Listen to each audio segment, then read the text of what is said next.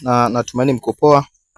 Leo naelekeza setting muhimu ambazo inatakiwa uzifanye kwenye WhatsApp yako kwa ajili ya kujilinda, kuepuka spam, kufungiwa account, na pia kwa wale watu ambao hawapendi usumbufu wa watu kuonga kwenye magrupu, inatakiwa ufanye hizi setting.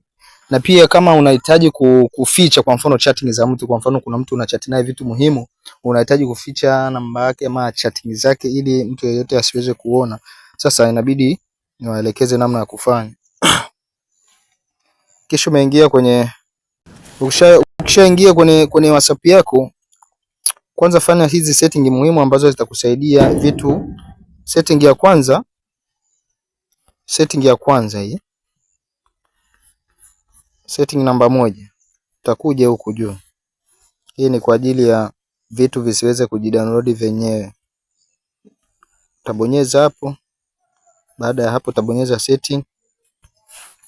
Utakuja huku. Kwa mfano kama ukiwasha data tu vitu inaanza kula data, WhatsApp yako inakula data, bonyeza hapa storage and data.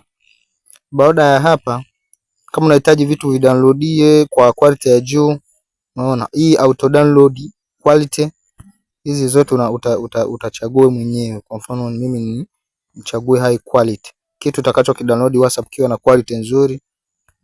Medium upload, kitu utakacho kiupload wewe kiwa na quality gani? High quality. Sasa huku hapa ndo sehemu muhimu. Kwa mfano mtu akiwasha data anashangaa vitu vinajidownload WhatsApp. Hizi haitakiwi uweke tick. Unaona mimi sijaweka. Inatakiwa utoe.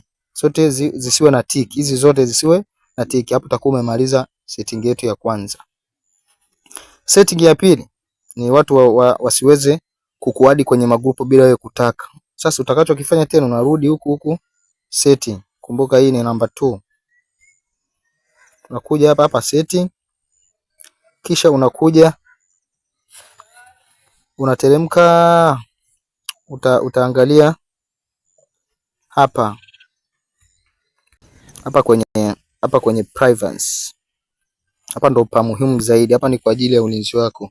Sasa hapa ni profile picture. Utakayoona picha zako au picha yako ya DP, yani picha ambayo umeweka WhatsApp ni everyone. Kwa mfano umeweka hivyo, unaweza ukachagua asione yeyote. Yani mtu akiona kale ka icon ka picha yako, akibonyeza tu italeta kivuli. Kuna status. Status, nani ataona status zako? Ni my contact, watu ambao umewasave. Unaona? Ambao wataona majina yako. Watakaoona status zako ni majina, au unaweza unaweka kama unataka uweke jina, yani unataka namba ya fulani isione status zangu, utakuja hapa, utachagua hiyo namba. Yani unataka huyu asione status zangu ambazo nitazipost, utaselect. Unaona? Hawa wote mimi hawaoni status zangu, wote hawaoni status. Kuwatoa nitabonyeza hapa. Wote mimi hawaoni status. Kwa mimi nita set hapa. Setting ya tatu ni ya mwisho. Kwa mfano nataka nifiche chatting ya huyu hapa. Nataka ni block, ni lock. Nitaikandamiza. Ukishaikandamiza, yani hiyo nataka uilock mtu asione kwa kutumia kodi maalum. Utabonyeza hapo. Kuna hichi kitu kinaitwa lock chat. Una lock chat. Sasa utakubonyeza hapo continue, unaweka pattern ama fingerprint ama password ya simu yako.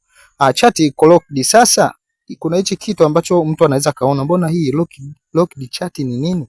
Akibonyeza hivi, akiweka ile lock, ataona kile kitu ambacho ulikuwa umelock. Sasa na hii hapa lock inatakiwa tuifiche. Zani mnaona hii lock tunatakiwa tuifiche. Sasa utaifungua.